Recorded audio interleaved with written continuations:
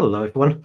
So this is the fourth episode of Galaxy Burn, and I'm back with another really good guest, someone I've been kind of admiring on the internet for quite a while, because they're excellent at posting, and their opinions about the gentlemanly game of Warhammer 40k are very good. This is Liam Bright. Hello. Hi there. He is a associate professor of philosophy at the London School of Economics and Political Science. I'm doing that entirely from memory. I'm not reading from a page here. Oh, impressive. Oh yeah. Well, I'm too dumb to summarize your work. So, can you just give people a little summary of your main areas of expertise and kind of the areas you concentrate on in philosophy? I can do, but just to say, you've given everyone the first impression of me that I'm good at posting. I don't think I can dig myself out of that hole. That's the worst thing you could say about someone. So, Yeah. I did a PhD in philosophy, and I focus in particular on knowledge, scientific knowledge in particular. I'm interested in how it is that we have arranged inquiry, like how our social relations and institutions affect our ability to create and disseminate knowledge, and where it goes wrong. So I've done a lot of work on fraud in science and what causes it and what we could do to stop it. And people who aren't me but who are nearby to me often work on propaganda and ideology. I don't really know anything about those things, but if that would be what I'd say if I wanted to make myself sound sexy. But the problem is I think if I combine that with good at posting, it just makes me sound terrible. So no, I want you to know that I only do dry, boring things. I don't do any of the sexy stuff. No, of course not. One of your particularly sexy papers, it was incredibly sexy, sensuous, erotic even, was one called White Psychodrama that you put out last year. I really like that one. Oh, good. Okay.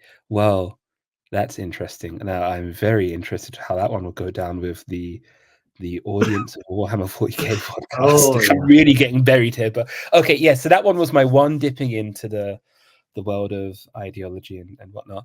And so I did my PhD in America, and I have family in America, including my in-laws, so to speak. And so I was thinking a lot about what people call the culture war, people having fights about race and things related to race, affirmative action, or diversifying characters in sci-fi settings is actually the kind of thing that comes up a lot in these things.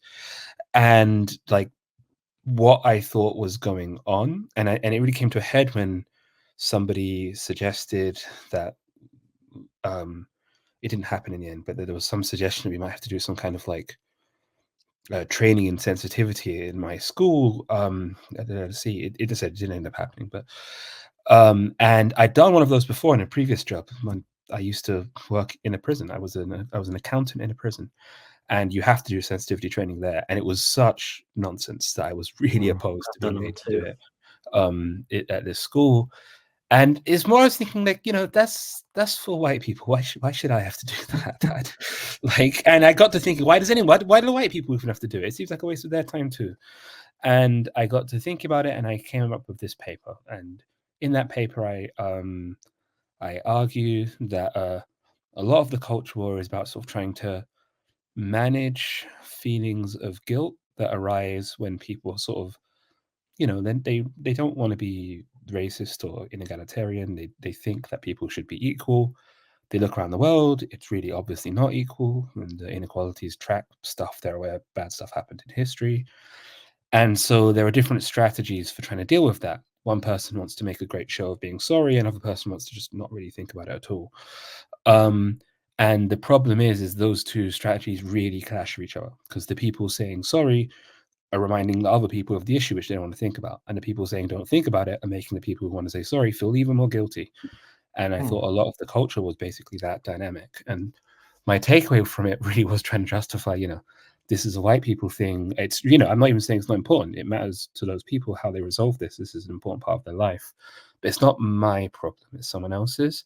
And the hope, so this was all a very elaborate justification for not having to do that training, which didn't happen anyway. And so it was a bit of a waste of my time. But there you go. Yeah, and people have gone further to get out of work. No, there's like that sort of meme of, guys will do anything rather than go to therapy. I'm like that, but for like a workplace training, anything really which I have to do outside of office hours.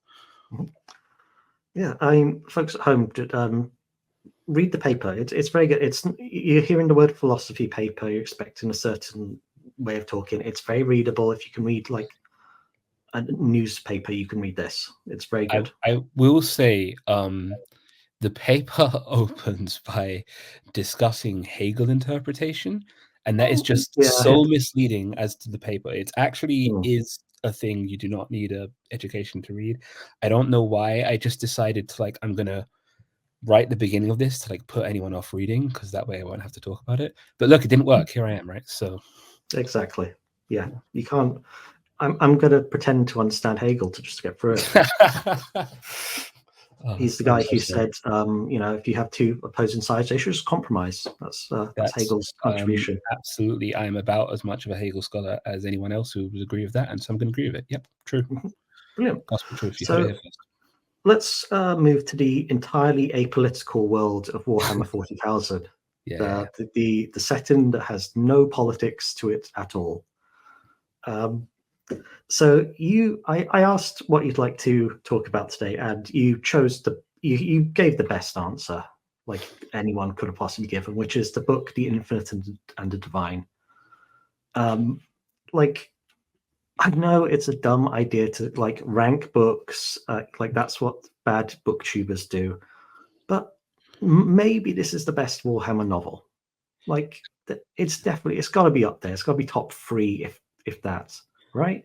You're right, and you should say it. It is the best Warhammer novel. I don't believe in I'm a philosopher. I think about what is beauty. Normally, I'm it's subjective. I have a beholder. Not this time. This is it. No. This is the one exception to that rule. It's objectively the best. It is objectively the best. I've socially produced knowledge now. Yep. By putting it out there into the world, and now it is the truth now that this book is the best. You're an educator. So, you're educating. I am, yeah. Maybe this generation's Plato. Probably. And okay, so the writer, Robert Rath, he's written 3 Warhammer novels, which doesn't sound like a lot because guys like Dan Abnett have written 40, and it's really skewed the level. But everyone he's written has been an absolute stunner. It's just been brilliant. I don't know if you read his other 2, Assassinorium and The Fall of Cadia. They're brilliant too. They're not. I haven't. Kingmaker Assassinorium is on my to read list. The Fall of Cadia one I wasn't that tempted by because I don't really like that plotline. I don't know why.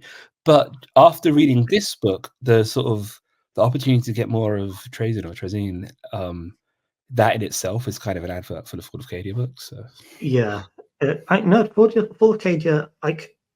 You expect it to be a balls to the wall, shoot 'em up gun fest, but it's primarily about family drama, as many of them are. It's primarily about Abaddon the Spoiler's daughter trying to impress him. She does that by slamming the Death Star into a planet and then killing trillions and trillions of people. But it is about a girl trying to be friends with her dad. I do kind of like that the Warhammer universe posits that sort of daddy issues are the most destructive force in the galaxy. Nothing compares, Yeah, but finally they're putting an Electra complex, which I'm really really happy about. It's not just the fellas; the ladies have it too. They're just as fucked up as we are. Here's some diversity representation. Everyone could be fucked up. It's beautiful. Yeah. There's also a Winston Churchill guy doing Winston Churchill stuff. Creative, the little cigar, right? Yeah. Constantly drunk, fucking up everything, but then gets called the greatest hero to have ever lived. There's the Trazyn. He's in it a lot. He's really great in it.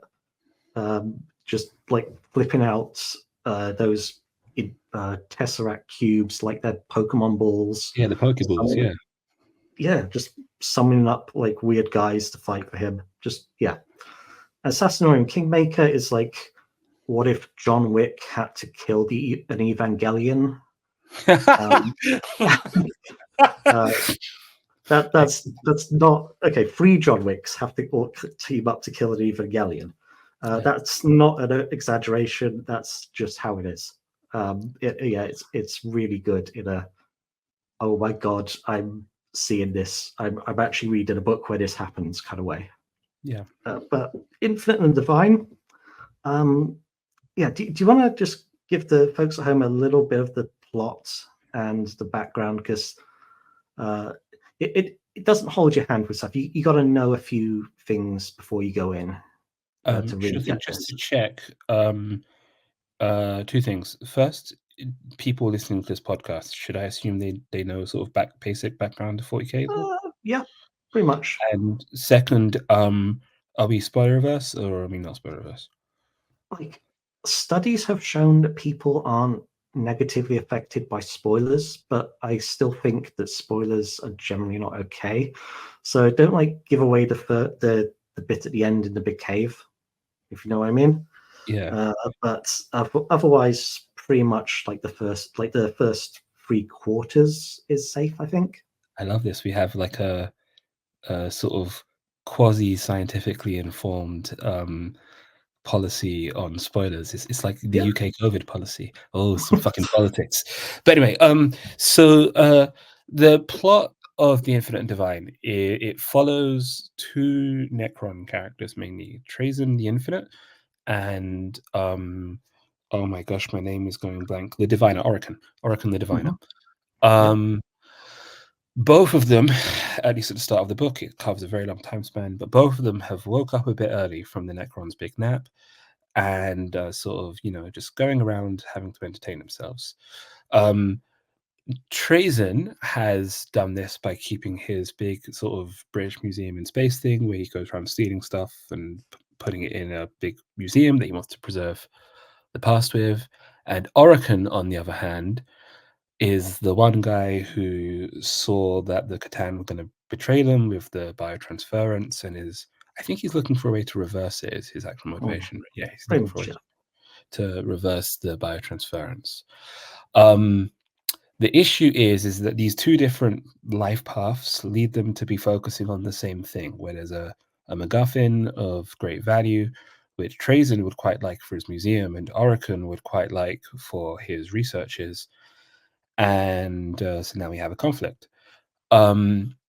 What precedes is a kind of spy versus spy Looney Tunes battle where these 2 immortal robot skeleton old men like bicker over who gets to keep the MacGuffin, and they pull out various pranks on each other, engage in various fights, end up having to focus on this world connected to the MacGuffin and witness its cultural evolution, affect its cultural evolution, it turns out, down the centuries. And at this point, if I say more, it's going to start running into spoilers.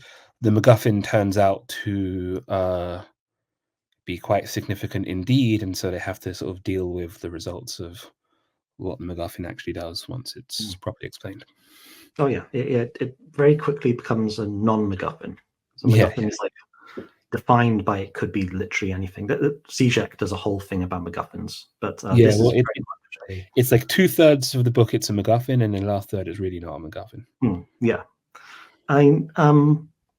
I think Robert Rath himself describes this as Raiders of the Lost Ark meets Whitnell and I. And that's about right, yeah. Yeah, that's perfect. But with also Egyptian space robots. Yeah, and I think one of the things it does really well, it's worth reading at the same time, is the Twice Dead King duology, those 2 books. I haven't read those actually. But, really, really wonderful. They're slightly inconsistent. They're both wrote about the same time, so they have slightly different takes on Necron lore, but who cares? And they're both really good. They both do a really good job of giving the Necrons an actual personality and way of being in the world, which isn't just spooky, scary skeletons that want to murder you. And I mean, so the Necrons were initially, when they came out, they were nothing. They were just Terminator robots. They just walked towards you, even on the tabletop. They were a big army of guys. They walked towards you, and then they'd get killed and go away. Yeah. But since then, they've kind of become like one of the favorite and most deeply rich factions of all, and it's partly because of this book. Yeah, this book and the Tri-State King, they came out around the same time, and it seems strange in hindsight to even say it, but it was evidence to Games Workshop that if you put the time into characterizing them and giving the Xenos some lore and personality, people respond to that. They like it, and it really paid off in both business terms and artistic terms. Obviously led to them bringing out more Space Marines. Yeah, because now we needed a new lieutenant in Gravis armor to fight them. Well, yeah, you just got. I think Games Workshop's monetary success over the last years has proved that people just want lieutenants. Yeah. We just need to keep throwing lieutenants to the problem. Like everyone needs a new lieutenant in some new armor, so there you go. My guys, Blood Angels, we just got a new captain. He's the same as the old captain, but worse. So I think we just throw captains, lieutenants at it. I have to admit, I apparently have a very unpopular opinion on the internet, which is I quite like Grimaldis's ball gag new look. And I know a lot of people have made fun of that model, but to my mind, I like the ball gag. I think that's probably what a Def Company person should be wearing. Wait, Grimaldis, do you mean Lemates? Oh, I might be thinking of Lemates, yes. Hold on. He is wearing a ball gag. Yeah. Okay, that's what I'm thinking.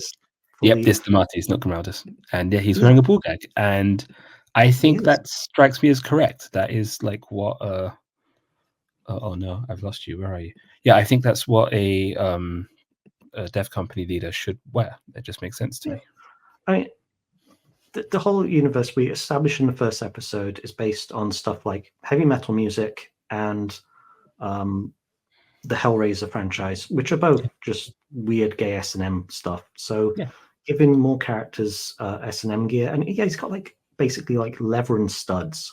Yeah, but he is a pretty queer character. I didn't really clock that at first, but I'm liking that about him. Yeah, definitely. And safe word is like Horus or something, right? Like that's a danger word. That's that can't be the same. Yeah. But let's go back to Infinite and Divine. I know the idea of what makes a book work is probably the weirdest and dumbest question that you can ask, but I'm going to ask it anyway because I'm weird and dumb. So what does make this work? I think there are two big strengths to this, and depending on what you like, you can sort of focus on either, and it will turn out good. One is if you like world building. If you're someone who sort of really likes the setting and wants a entertaining little tour of how things go, well, this book gives you some orc lore. There's even quite a funny in-universe discussion where the two characters are thinking of boarding an orc ship, and I think they want to vent something to try and kill the orcs there. And they suddenly realize, wait, do orcs breathe? That's actually kind of not settled in the lore. They've got lungs, right? So you get system world building for orcs, for Exodite Eldar, for the Imperium. Exodite Eldar, I should point out, have never had models. They've never had a codex. This is the most world building they've ever gotten in a book. Yeah, and which is that they're the Navi from Avatar, but they ride around with velociraptors. Yeah, it's good. Which is cool as fuck. It's kind of strange that Games Workshop don't think you could like sell me elves on a raptor. You could sell me elves on a raptor record. But you obviously the Necrons get a lot of attention, and then these particular named characters of Trazen and Orican, who are pre-existing named characters, they get so much on them. You get a real sense of their personalities. So I think if you like world building, this book's really good. It gives you a really nice tour of so many aspects of the 40k universe, and you just learn a lot. But second, I think it's the dynamic between Trazen and Orican, and it's weird. My partner, who's not a Warhammer fan at all, but she actually really enjoys this book. And what she said it reminded her is she also likes the characters of Odo and Quark from Deep Space Nine. Where you Yeah. have these two like people, they're sort of buddies, but they do nothing but bicker, and they like sort of they apparently hate each other. But as you know, if someone spends that much time focusing on their nemesis, then eventually it starts to seem like a little bit more than just hatred. And what you get is just this like very just comedic, I guess. You sort of this dynamic where these two guys are both very, very powerful, but also in other ways kind of just cranky old men, and end up sort of obsessed with each other in a very for reasons. And watching them go back and forth, and they have this like very different perspectives where Trajan's about trying to preserve the past and appreciate what can remain, as Orokin's like the past was one big mistake and we've got to make a better future.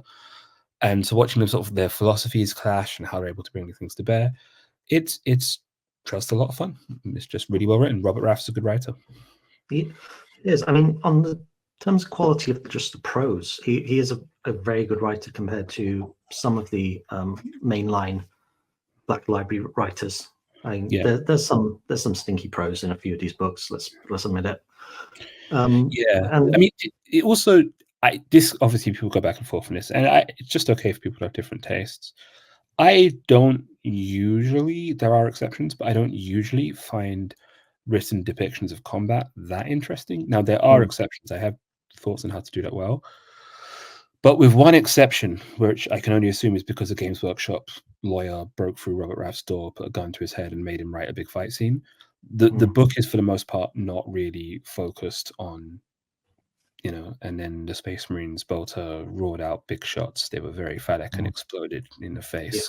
There is a very, very long middle section battle scene, which I didn't find so interesting. And at the there's end, kind of there's a like battle scene which does something a bit more interesting. So I'll set aside. Yeah, there's kind of like 3 fight scenes. There's like the first one with the Eldar, there's one with the Orcs, and there's the one at the end. Yeah, the one at the end is like it's very big, but the one at the has end is very big, but it has this kind of interesting, this slight spoilers. I'm not going to say much, not going to tell you like what's happening, but the interesting thing is like Trajan is kind of playing a game of Warhammer in the that was thing. 100% something. Yeah, he basically just like throws his units onto the board. Yeah, yeah, no. And it's just like now I do Gene Stealers. Now I do Yeah. an Imperial Guard heavy weapons team. Yeah, so And you get this kind of one of the things I was mentioning last episode, we were talking about Horus Rising, was something I don't like in many Black Library books is the getting a bunch of your toys and making them fight against each other approach to it. You know, we don't need like a book where you find a couple of units cool, so you contrive a way for them to fight. Yeah. But in this, that's like all the fight scenes are just like someone had just robbed a Games Workshop store and is banging the boxes together and saying, "I'm the winner," and it's so good. Yeah, I will say I personally found the middle orc fight scene just too long. It just drags a bit for me. It was, yeah. And I think that's the only real misstep I have in the book. So if you're reading it and you find it drags there, you know, it gets better. But like that's the one bad thing. On the whole, I think the beginning and end action scenes are done really well, and that's not always the case. And even the one which drags too long, it has its fun moments. So yeah, I mean, it's an orc fight, and it's hard to make orc fights not fun. Yeah, exactly. Yeah. I mean, probably my favorite long passage in the book is sort of between the orc fight and the end fight, where they're on. Trazyn is like on Serenade. He's living there, kind of among the humans, and he's kind of immersed in human culture on that planet, and he's explaining it to Orokin. He takes Orokin out to cafes and to the opera. The opera ends up with Gene Stealers doing. What's it? You've got us front row tickets to a coup, Trajan. Yeah, they're just like guys with 3 arms doing Inglorious Bastards. Yeah, basically. That's a wonderful scene. But like you can see the dynamic between Trazyn and Orokin really well there, and just how little Orokin cares about these like vermin humans compared to Trazyn, who doesn't like them, but he's interested in them. He Yeah, finds I mean, he finds everything fascinating. Like there isn't Tracy, anything he doesn't like. Tracy, especially after this book, is sort of in the realm of sort of the closest thing the 40k universe has to a good person. I mean, Mm, he absolutely steals everything, and he will capture live subjects and put them in eternal stasis. So good for a 40k character is really mm, the operative thing here. But relative to that, he's like a sort of a man of culture. He really does appreciate the fine things in life. He doesn't particularly wish anyone ill. He just wants to he just wants people to live their best lives and maybe to steal a few things along the way. yeah. And you get this wonderful scene as well where a bit earlier than that, where there's a court case. So the Silent King has set up a sort of interim government whose job is just to ensure The people don't fall Awakened into Council. the Awakened Council before the nap really comes to an end. And I think it's Oricon launches a complaint against Trazyn, I think, because it's after one of their rounds of stealing from each other, Mm, they get brought to the attention of this thing. And Oricon has sneaky time travel shenanigans. So he tries to continually, whenever he sort of made a bad move in this court case, he goes back and undoes it. And so he's sort of trying to the point of like he keeps replacing the judge when he realizes that this judge isn't. He goes back in time, gets a mm, new judge, and comes to this point. But the deep problem is all of the things he wants to accuse Trazyn of, he's kind of also done. And so he mm, keeps finding his arguments run into like, it's terrible when Trazyn, stole that thing because I wanted to steal it. Wait. And mm, you just get this kind of great sense of these are two, for all their differences, like their mutual hatred is kind of founded on a deep similarity of being cheeky old men who don't really believe in the social rules that they're meant to live under. mm. Um, Yeah. and I Like love that. I've met Trazyn and Oricons so many Yeah, times. yeah. You really get a sense of them as like people who are like, oh, I know people like this. Mm. And at the same time, Robert Rath makes sure you know that they are like very deeply alien, not just like when they were biological Necrontia, but now they have all these extra senses. They're able to like look at a corpse and do this like instant CSI thing of it. And Yeah, and then yeah, also like you get a lot about time has just stopped meaning anything to them really. yeah, like picking the judge for that court case takes 10 years, Yeah, and they're fine with that. yeah. They have conversations which like where they have a pause to consider a reply, which lasts a year or two. They Oricon their takes himself out of a thing for 100 years. Yeah, yeah. Their first guess solution to any problem is, can we just wait until it dies? And they only sort of act if that turns out not to be possible for some reason. Hmm. So yeah, they you get this real sense of they have enough characteristics to be relatable, but with a continual reminders that they're not like us. Their perspective is different, and it makes a difference to how they act. Hmm. It kind of reminds me of how there hasn't been really any good Eldar books in the whole Warhammer thing. I can't remember reading an Eldar book and thinking, yeah, this is cracking book. Um, because they're kind of the same things. Well, because the writers haven't been able to pull off what Robert Rath did in this, which is to walk the line between making them like human and relatable, and also, yeah, they can live for 10,000 years. So who cares if something takes 10 years to work? There's a good Michael Brooks has these books on the orcs, The Big Dacker and Brutal Cunning.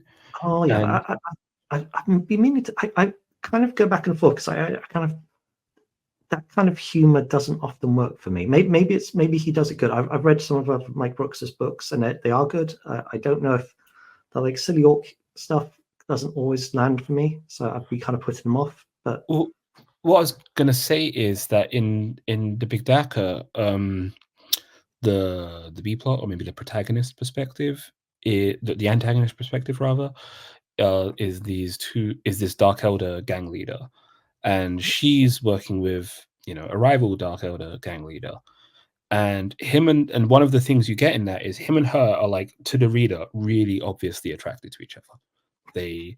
They're just obviously, these are two people who are like falling in love.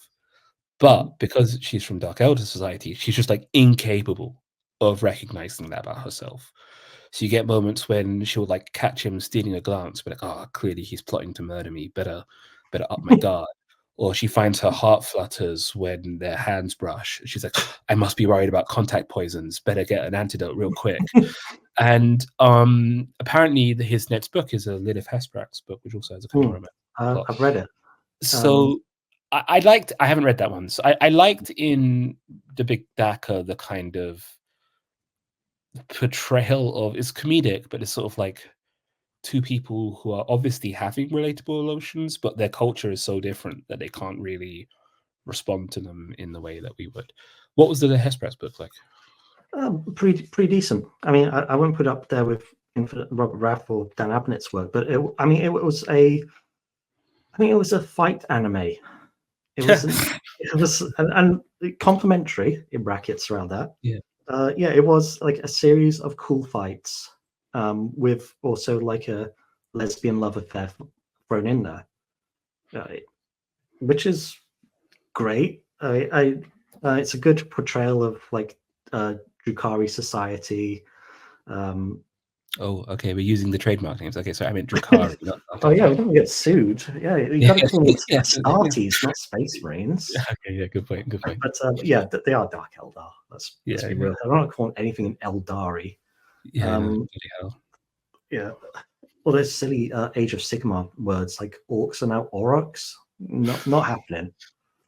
Yeah, I know. I think it's like an immediate field execution from the commissar if you ever even utter the words Astra Militarum. So they're Imperial Guard till I die. But the Liv Hesperak's book is yes, it's entertaining. It's it's like it's a dumb anime, complimentary, which is I've been enjoying dumb anime. That works. Yeah. So back to Infinite and Divine. Oh God, I had a whole thing here. This is why I should actually write down what I'm going to say. Yes, Serenade, or the planet that it takes place on, has about 3 different names over 10,000 years where this is set. I mean, one of the really cool things that you can do with characters who live forever is you can see how they end up affecting the world around them. And it's done really well, sometimes subtly, sometimes like it hits you in the face and it's fun way with this planet that they are kind of forced to care about. And there was something I really kind of appreciated, how even like their actions, that orc fight becomes mythology. It's left so long. So that's it, because the public come to believe that they were saved by the Silver Skulls Astartes chapter, right, or something like that. Yeah, and there's actually soulless Necrons. And it seems that the Imperium higher ups did realize what was going on, but like didn't quite want to correct the records, so just quietly like never mind. And you get this wonderful passage where Trazyn is sort of just casually asking Orokin, oh look, hey, look at that, there's a stained glass window portraying me as the savior of their planet. Have any cultures ever honored you as a savior of them, Orokin? Just asking out of interest. And so Trazyn delights in the fact that he's sort of been this kind of accidental savior patron of this world. Yeah, that he accidentally kills the planet. Yeah, but in fact he accidentally kills it because he releases a gene stealer as a prank. Brilliant. It's so good. It's such a love that bit. Like when I put that together, I was like, oh shit, yeah, I see what you done here. Again, good guy, 440k. Yeah, that's like what we like. Some of the goofy humor just doesn't land for me, but when you've got something that takes itself as seriously as 40k, but you could stop taking it seriously, that when it works. Like a gene stealer infestation is like the worst thing, well, one of many terrible things that can happen to you in the 40k universe. And then get a Exterminatus to hell afterwards. Very bad thing. Yeah. But yeah, it's a punchline in this, and it lands beautifully. It's just like, Yeah, and it also because it is funny as it's done, as you say, it lands really well. But it also is one of those. It just highlights the different perspectives of the Necron. Trazen, who is a guy who actually kind of likes these people, it just doesn't really occur to him that it would be that bad to have the odd gene stealer running around. It's not how he thinks about things. For him, that's just like a funny little nuisance. And then only later on he comes to realize, I really messed up. But so it goes. Yeah, it's many more planets he can take stuff from. Yeah, he's and Tristan himself. Okay, I'm going to be controversial now. Tristan himself, he kind of has a neurodivergence to him, and Orakan kind of does too. Going to get cancelled for this one. He and it's game recognized game in that particular. I can say it. Oh, yeah, I'm allowed to say it. But yeah, he. I mean, let's not mince words here. There's a fairly big crossover between 40k fans and the neurodivergent community. No. Yeah, I know. But he was a what specifically he reminds me of is old men who never got diagnosed, but they are clearly like a younger person would very clearly clock them as, oh wait, no one can be that into model trains not. Yeah, he is that kind of guy who has never been diagnosed, so he learns to mask himself very well because he never had the option of like being out and proud about his neurodivergence. I realize I'm talking about a 60 million-year-old space robot here, but he kind of it's kind of a nod to the community itself, and it's like a nice way of portraying the kind of character he is. And Orakan, I think, has that about him too. He's obviously like a monomaniacally fixated on time travel and fixing the Necrons, and having them come together with their mutual hyperfixations just colliding like this it's just really just satisfying. Loved it. It's really well done, and you do get this moment where Trazen's reflecting on how like one of the issues of immortality is you've got to keep yourself occupied, right? Like there's no end point to this thing. Any project you do has to be the kind of project that could sustain you forever. And with the Necrons in particular, they always have this risk of like there are various ways of going crazy that are specifically Necron flavored, and you really want to avoid those by keeping your mind occupied on other things. And Trazen sort of sadly laments, like, sadly, everyone else other than me is kind of going crazy. Only I have kept sane by monomaniacally stealing everything in the galaxy that looks shiny. And he's sort of almost self-aware, but not quite about, like, so he doesn't have the concepts. A more tragic version of this is in the Twice Dead King, where sort of the clear sort of implication, the way it reads in the Necron lore, is that the leading character was a young dynast, heir to the throne of this small dynasty, and he got sort of like biotransferred when he was 17 or 18.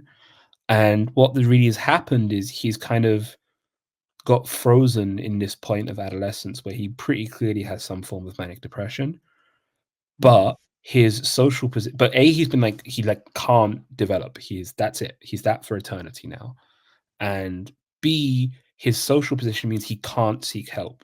A pharaoh just cannot be seen to be vulnerable to his lessers. And so the book really explores like not so much neurodivergence, because it's more like mental illness, depression. Like he's really sort of his social position and existential condition prevent him from getting help with this thing, but the audience can clearly see. So he makes a lot of decisions which you know are bad, but you never feel it's bad writing. It's like, well, I know why he would make that decision. It's really well done. And so I think that just between these things, it shows that the Necrons can be this interesting way of exploring, because they sort of allow you to explode into scales you can see, because it plays out on the scale of centuries, like patterns of thought or ways of being in the world, and let them have these really interesting consequences. It's really well done. And that's kind of contrast with the humans in any 40k, because they live in a society so unlike ours, and a lot of them are, like, say, Space Marines are so indoctrinated and different from a human being that you can't really explore human stories with them anymore.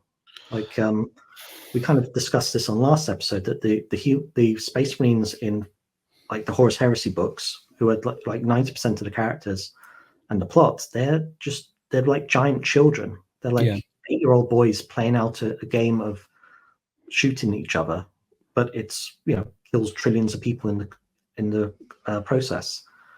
I think it was the YouTuber arbitrator Ian, who's good series if you haven't seen it. Very good, yeah. Do love his stuff. He once put it this way: a lot of, like, the way the Space Marines work, it's kind of sort of like an 8-year-old boy's fantasy, but like taken seriously to the point where it's horrific. It's like, me and my buddies go on cool adventures and no girls allowed, and we save the world from the bad aliens, right? It's like taking, like, that idea really seriously, and it's just kind of horrible when you see it as an adult. Like, oh no, that just seems terrible. In the real world, the word for that is fascism. Right, exactly. So, like, being a boy, no girls allowed. We get to do awesome, cool adventures all the time. That was what Mussolini was about. Have you seen the Hell's Reach book? Is, I guess, kind of interesting, because you get, like, a version of depression, kind of, from the point of view. I think that is Grimhildis, not Leontis, if I'm not remembering incorrectly. And sort of the issue is that in the end, what being better consists of for this guy is, like, finding renewed purpose in going on genocides.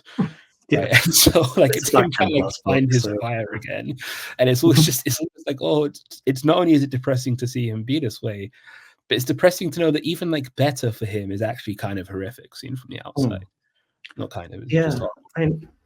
I remember reading what are they called, Lamenters, a short story a little while back. It was quite bad.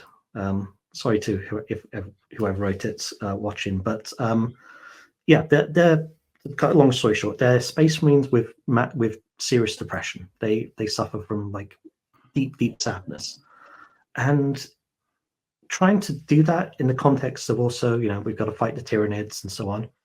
It just kind of didn't work. It was like, you couldn't imagine this person getting sad while they're looking down the scope of their bolt rifle. It was just, it didn't seem like that guy would have that. It would be like Space Marines having discussions of imposter syndrome. Yeah, no, that's not. It's a sort of, like, that's a failed attempt to make them relatable. In some ways, like, part of the characterization there is the distance between, like, they're defenders of a humanity that they barely connect with anymore. Like, that's, with exception of some salamanders, that's the setting. And so, giving them imposter syndrome is like, in some sense they are child soldiers, but they shouldn't be acting like sort of child soldiers are the last people who have imposter syndrome. They're fully in their role.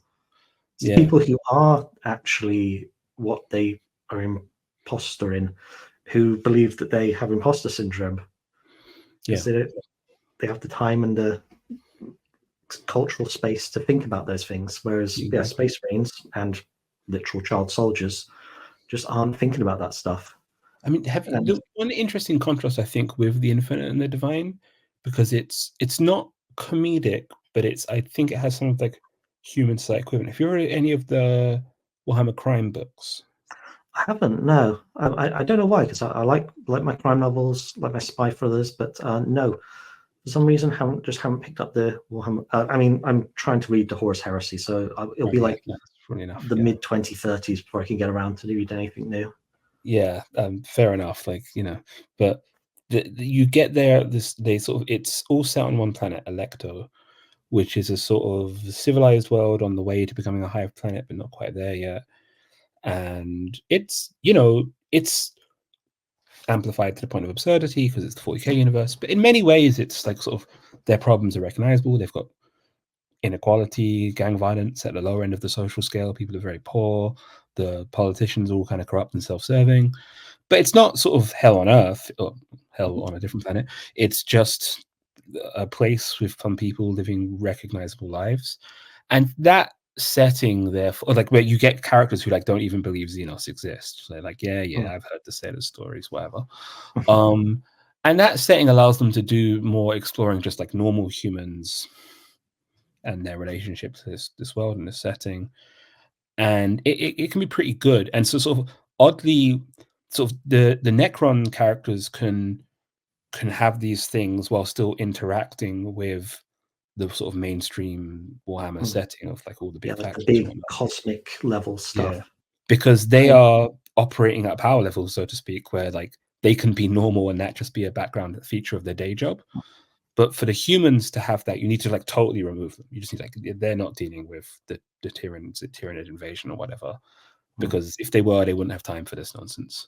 And so I think it's kind of interesting how by power scaling the Necrons up, it actually allows them to be a bit more relatable to us normal humans. Yeah, I mean, like, spoilers, but the very last bit of Trazen's arc is him going like, okay, I'm going to figure out the whole split in the galaxy thing. That's going to be me. I'm going to do this. Whereas in like, I don't know, a Gaunt's Ghosts book, which are other nice relatable books, it'll be like, oh, the regiment doesn't have enough socks. Everyone's getting trench foot now. Or like, or there's like, there's a great bit in one of the later Gaunt's Ghosts books where one of the characters has a child really early on, and he grows up enough that he joins the Imperial Guard. Yeah. So she's like having to be a soldier and also like look out for her kid who's been sent into like these like Normandy landings, but on a chaos fortress with Titans.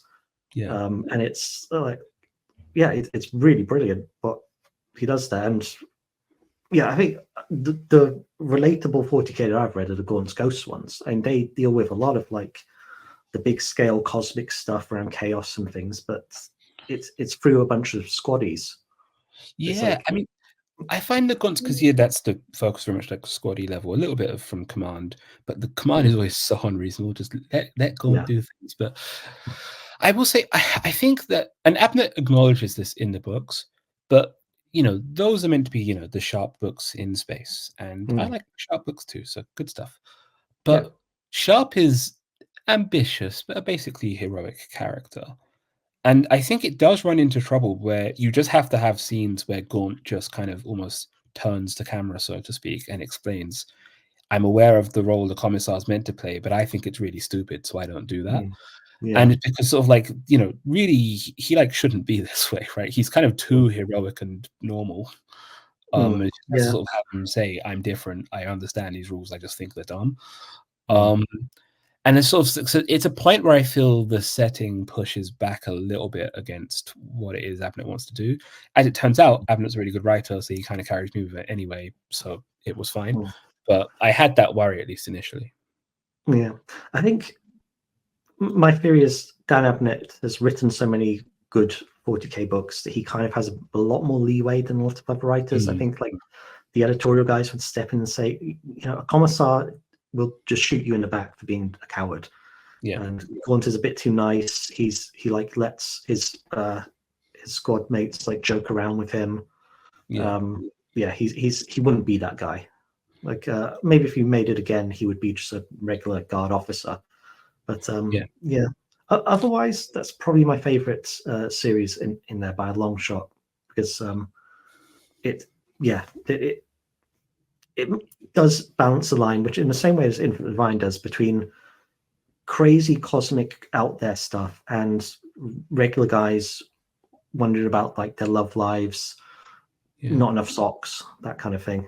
I think for me, and this might just be a bit of a difference between us, I've always enjoyed the sillier side of 40k really, and so even though I really do like the Gaunt's Ghost books, I like the Kane book. They're not as well written as the Gaunt's Ghost books, but I like the Kane books a lot. I never read any of those as well. That's another big series that I just have a gap on.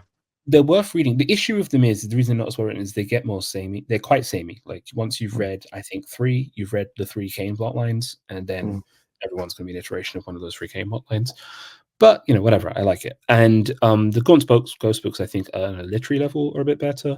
But I just know they're not as silly, and I like silly. And so the reason I really like Infinite and Divine is it just combines the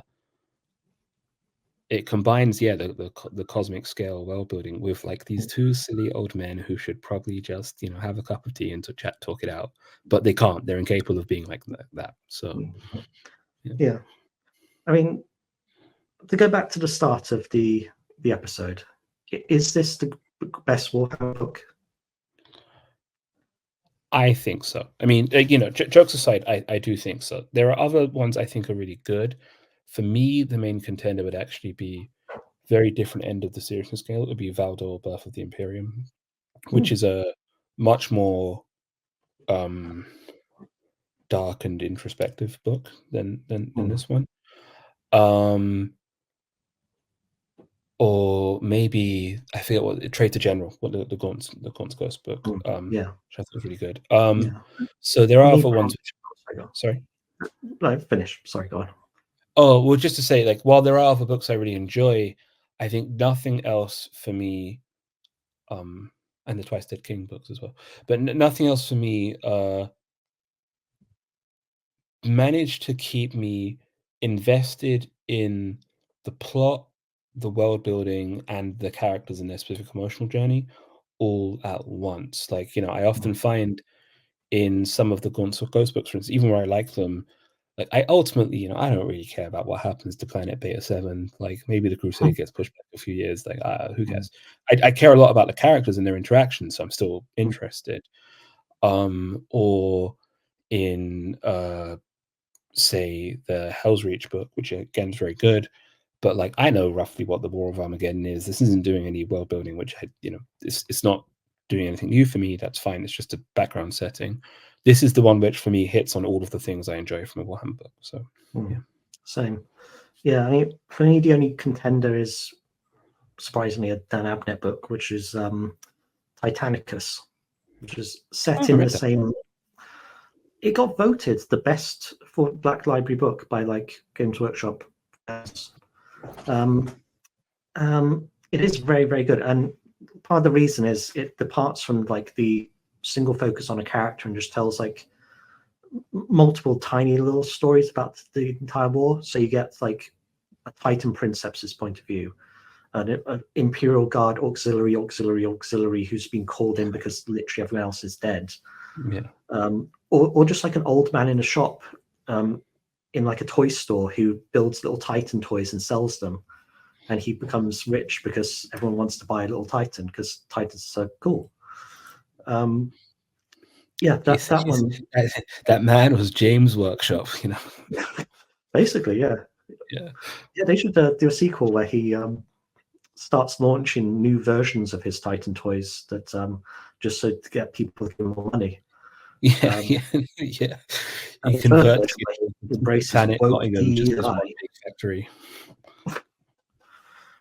I think folks at home, if you like Warhammers, and I think if you're here and you've been here for 54 minutes exactly, then really you should be picking up this one. This is Infinite Divine is, like we said, just absolutely as good as it's going to get for Warhammer novels, I think, and it is rather brilliant. So, Liam, where can people find your brilliant posts and your equally brilliant, I think, philosophical work? Equally brilliant to my I'm getting roasted here. I'm getting absolutely wrecked, but okay. So I'm on twitter.com, and my screen name there is Last Positivist. I think it's one word, I think. And so That's me, Last Positivist, on twitter.com. And my name is Liam Kofi Bright, and I think my website is liamkofibright.com. If you have like a desperate desire to read some philosophy papers, maybe you're having trouble sleeping or something like that, and maybe it could help you out. So Brilliant. Yeah, I mean, yeah, it's great to see people doing philosophy, especially since like it's kind of been solved. Just be yourself, have a good time. But yeah, keep plugging away in it. Maybe we'll well, add I a little mean, bit extra. you say it's been solved, right? But like, Yeah. we don't, for instance, know who's worse, Black Templar players or Tau players. These questions remain open, and Good point. so while they're open, there's still work for me to do. Brilliant. Okay, come back next week, guys, because we're going to be talking to another person, but also about Necrons. We're doing kind of a little mini Necron season here, because I think people just like Skelly boys. They're great. And we just want to be talking about Necrons all the time. Hell yeah. And kind of like about the deep lore of like the War in Heaven and so on, and Slan and so on. So come back next week for that one, and follow Liam. Read White Psychodrama if you have the if you are strong enough to. Every bit of hate mail I'm redirecting to you, just so you know. Good, fine. I'm strong enough for that too. Okay. So guys, see you around.